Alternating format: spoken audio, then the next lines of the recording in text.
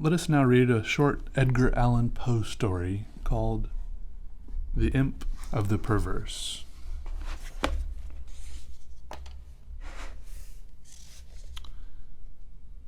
It is impossible that any deed could have been wrought with a more thorough deliberation. For weeks, for months, I pondered upon the means of the murder.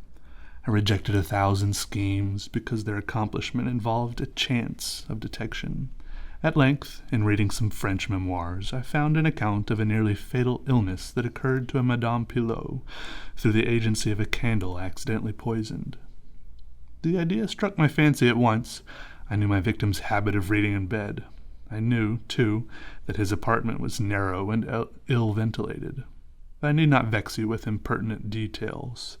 I need not describe the easy artifices by which I substituted, in his bedroom candle-stand, a wax light of my own making, for the one which I there found. The next morning he was discovered dead in his bed, and the coroner's verdict was death by the visitation of God. Having inherited his estate, all went well with me for years. The idea of detection never once entered my brain. Of the remains of the fatal taper I had myself carefully disposed. I left no shadow of a clue by which it would be possible to convict or even suspect me of the crime. It is inconceivable how rich a sentiment of satisfaction arose in my bosom as I reflected upon my absolute security. For a very long period of time I was accustomed to revel in this sentiment. It afforded me more real delight than all the mere worldly advantages accruing from my sin.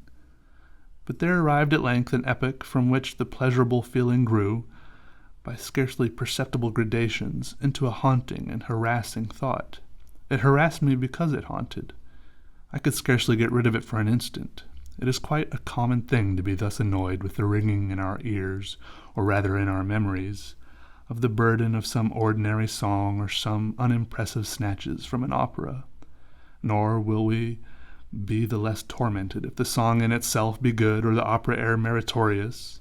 In this manner, at last, I would perpetually catch myself pondering upon my security and repeating in a low undertone the phrase, "I am safe." One day, while sauntering along the streets, I arrested myself in the act of murmuring half aloud these customary syllables. In a fit of petulance, I remodeled them thus: "I am safe, I am safe, yes, if I be not fool enough to make open confession." No sooner had I spoken these words than I felt an icy chill creep to my heart.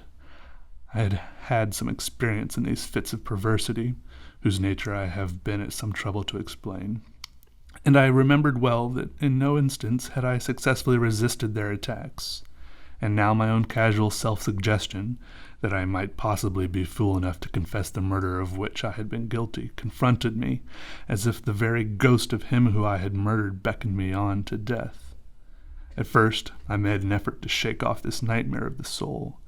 I walked vigorously, faster, still faster. At length I ran.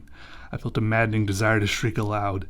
Every succeeding wave of thought overwhelmed me with new terror, for alas, I too well understand that to think, in my situation, was to be lost. I still quickened my pace. I bounded like a madman through the crowded thoroughfares. At length the populace took the alarm and pursued me. I felt then the consummation of my fate. Could I have torn out my tongue, I would have done it, but a rough voice resounded in my ears. A rougher grasp seized me by the shoulder. I turned. I gasped for breath. For a moment I experienced all the pangs of suffocation. I became blind and deaf and giddy, and then some invisible fiend, I thought, struck me with his broad palm upon the back. The long-imprisoned secret burst forth from my soul. They say that I spoke with a distinct enunciation, but with marked emphasis and passionate hurry, as if in dread of some interruption before concluding the brief but pregnant sentences that consigned me to the hangman and to hell.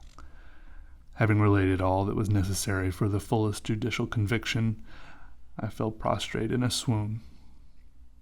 But why shall I say more? Today I wear these chains and am here. Tomorrow I shall be fetterless, but where?